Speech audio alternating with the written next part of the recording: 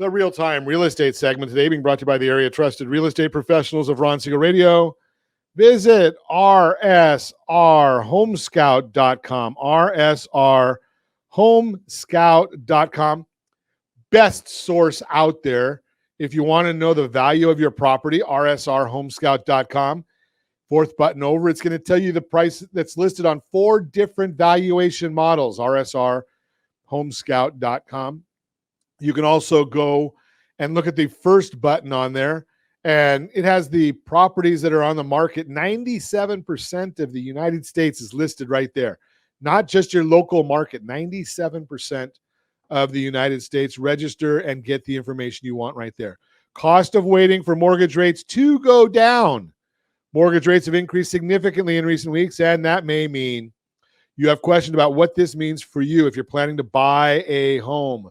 Here's some information that can help you make an informed decision when you set your home buying plans. The impact of rising mortgage rates. As mortgage rates rise, they impact your purchasing power by raising the cost of buying a home and limiting how much you can comfortably afford. Here's how it works. Let's assume you want to buy a $400,000 home. The median priced home, according to the National Association of Realtors, is $389,500. That's single family condos, townhomes, PUD, everything. If you're trying to shop at that price point, again, not in California, and keep your monthly payment about $2,500, $2,600 or below, here's how your purchasing power can change as mortgage rates climb.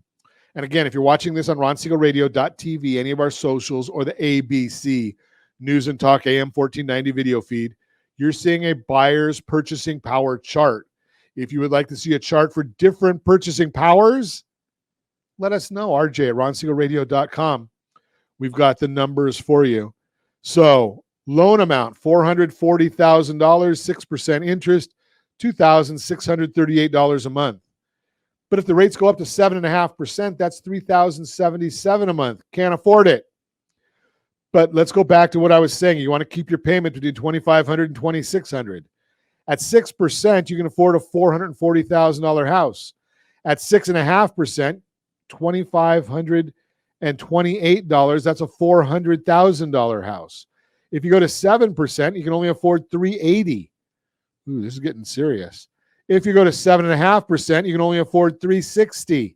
That's $80,000 off, 20% less purchasing power. That's principal and interest. I know you have to add taxes and insurance and all the other stuff, but I'm just giving you an idea for educational purposes only. What the purchasing power, what happens with your purchasing power when you're looking at increasing interest rates.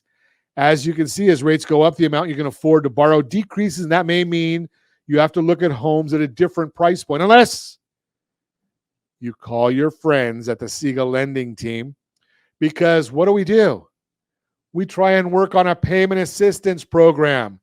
It can trigger high cost and predatory lending rules if it's done incorrectly. That's why we try to do it correctly. That's why it's important. You need to give a call to us. We work closely with your real estate advisor so you can understand how mortgage rates impact your monthly mortgage payment. I was chatting with somebody over the weekend. It was, and don't hold me to the rates, because rates over the weekend and off hours are never the best rates. They hedge them. It's a whole different story. I'm not going to get into it, but the rates are hedged over the weekend.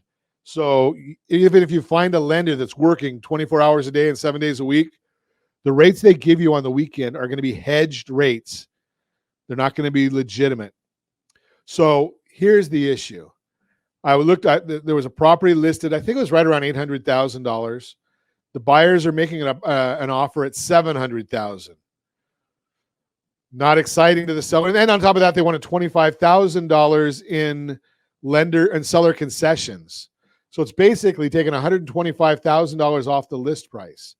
And then they were going to get a 6.25% interest rate. So I said, okay. And the realtor called me and said, Ron, does this make sense to you? And I said, let me take a look.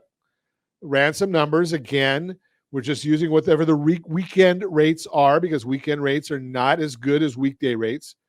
In fact, in many instances, you can't even lock them. But if you do, you're going to be locking high. So that's fine. So then what you're going to do is, we looked at it and we said, okay, instead of doing a $100,000 haircut, What if we, or actually 125, what if we do a $50,000 haircut? We can give them a $600 a month savings on their payments and get more money for the sellers. Do you think that idea works? Do you think that they're telling you that on the online lenders? No, they haven't even heard of how to do that. They might next year or the year after. And it was for 30 years, not just for the 3-2-1 or 2-1 buy downs where it's a temporary issue. Now, can we do those temporary? Sure. But wouldn't you rather have that payment assistance for the life of the loan? That's the difference. So as mortgage rates go down, the rise in mortgage rates and the resulting decrease in purchasing power may leave you wondering if you should wait for rates to go down before making your purchase. Realtor.com says this about where rates could go from here. Quote, many home buyers likely winced upon hearing that the Federal Reserve yet again boosted its short-term interest rates by 0.75 percentage point, a move that's pushing mortgage rates through the roof, and the already high rates are just going to get higher, unquote. So if you're waiting for mortgage rates to drop, you may be waiting for a while as the Federal Reserve works to get inflation under control. If you're considering renting as your alternative while you wait it out, remember that's going to get more expensive with time too. As Nadia Evangelos, senior economist and director of forecasting at the National Association of Realtors, NAR, says, quote, there is no doubt that these higher rates hurt housing affordability. Nevertheless, apart from borrowing costs, rents additionally rose at their highest pace in nearly 4 decades, unquote. Basically, it is true that it costs more to buy a home today than it did last year, but the same is true for renting. This means either way, you're going to be paying more. The difference is with home ownership, you're also gaining equity over time, which will help grow your net worth. The question now becomes, what makes more sense? 5, 6, 7% interest rate on buying a house, or a 100% interest, so to speak, for renting? Bottom line, each person's situation is unique. To make the best decision for you, let's connect, explore your options. Give me a call at 800-306-1990, 800-306-1990.